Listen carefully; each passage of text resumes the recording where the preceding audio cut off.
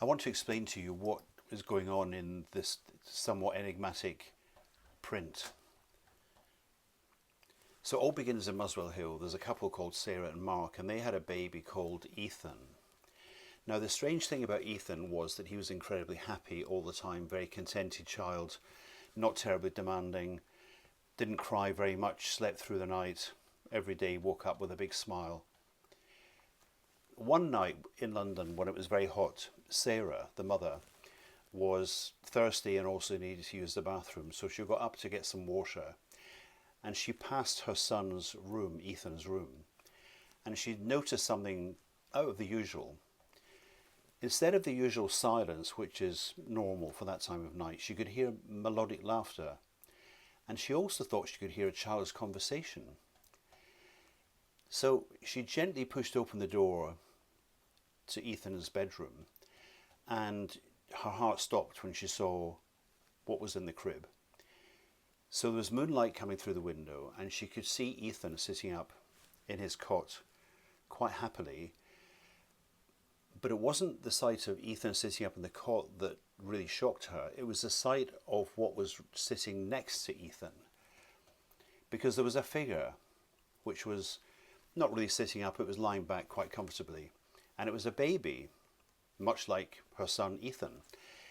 But there was something very odd about this baby. It had an otherworldly essence. So her eyes gradually got used to the dim light, and she could see that the figure was a delicate and glowing skeleton of a baby. She knew straight away who this baby was. It was Ethan's twin brother, Noah, who passed away 1 year ago during childbirth.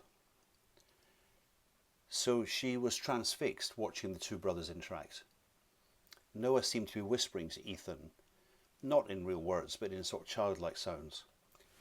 And Noah, from his part, responded with giggles and delighted expressions. And so she realized that their connection was evidence of a bond that transcended the boundaries of life and death.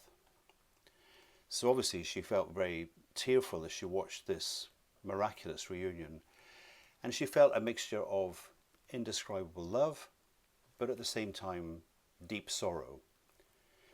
Obviously her heart ached for the son that she lost, Noah, yet it swelled with joy for the happiness that Noah brought to her living son, Ethan. She didn't want to disrupt this tender moment between Ethan and Noah, but Noah sort of sensed her presence, and he looked towards her, and his hollow eyes filled with profound wisdom and peace.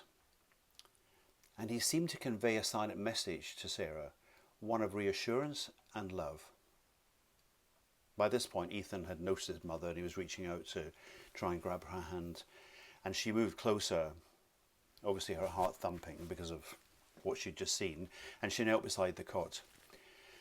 And then Noah's body, it sort of shimmered and then faded away, and Sarah felt an incredible warmth envelop her, and she was left with a comforting presence that seemed to fill the entire room.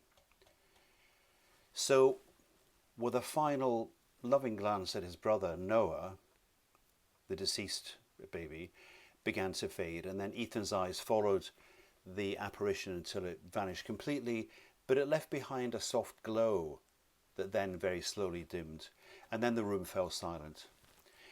But the air in the room was charged with a sense of calm and serenity. Sarah got Ethan and gave him a big hug, holding him close, and she whispered words of love and comfort, and she rocked him gently. She couldn't help but feel grateful for the very brief but profound visit from Noah. She now understood why Ethan was always so happy, why he never cried at night. Ethan was not alone. He was never alone. He had the loving presence of his twin brother watching over him and keeping him company. And from that night on, Sarah felt a much deeper connection to both of her sons. She knew that Noah's spirit would always be with them, a guardian angel in the form of a skeletal twin brother. And as Ethan grew, his laughter and joy became a testament to the unbreakable bond that they shared, a bond that even death could not sever. Years passed, and Sarah often found herself recounting that magical and incredible night, cherishing the memory of Noah's visit. It was a story of love that transcended the earthly realm, a reminder that the ones we lose are never truly gone, but they live on in the hearts of those they touched.